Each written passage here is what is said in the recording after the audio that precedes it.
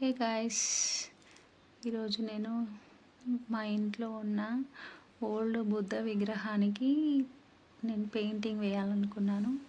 So colour shade అయింది కదండి, అది అలా పడేయడం నాకు ఇష్టం లేదు. చాలా రోజుల నుంచి పెండింగ్ పెట్టానండి ఇది వర్క్.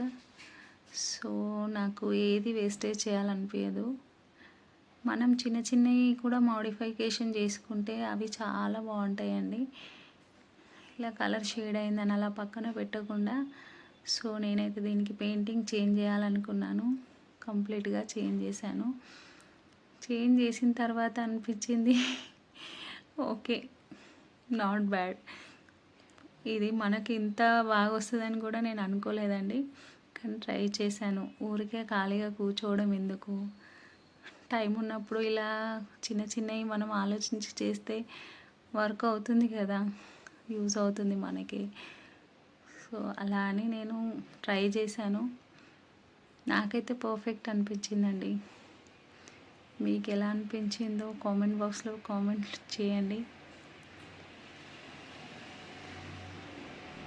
మన వర్క్ మనం చేసుకుంటే ఎంత హ్యాపీ ఉంటుంది కదా. నేను చాలా అంటే చాలా హ్యాపీగా చేసుకున్నాను. చాలా అంటే చాలా కాన్సన్ట్రేషన్గా.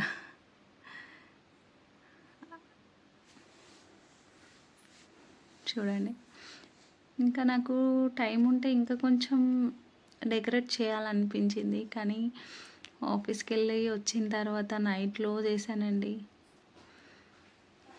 సో ఇంకా అప్పటికి నాకు పేషెన్స్ తగ్గిపోయిందండి. సో నేనైతే ఇలా మోడిఫై చేసుకున్నాను న్యూ పెయింట్తో.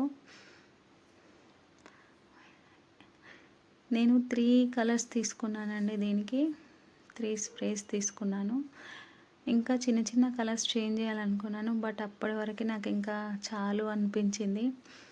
బట్ బుద్ధుని విగ్రహం ఇంట్లో ఉంటే ఎంత పీస్ఫుల్గా ఉంటుందంటే మనసుకి చాలా ప్రశాంతంగా ఉంటుందండి. నాకైతే చాలా ఇష్టం. అందుకే నేను వేస్ట్ చేయాలనుకోలేదు.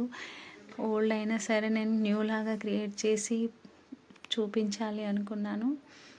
సో నేనైతే హ్యాపీ అండి. మీకు ఎలా అనిపించిందో చెప్పండి. ఈ 3 కలర్స్ అండి నేను తీసుకున్నాను. మనం ఇలా చిన్న చిన్నవి చేంజ్ చేసుకోవడంలో చాలా అంటే చాలా హ్యాపీగా అనిపిస్తుంది.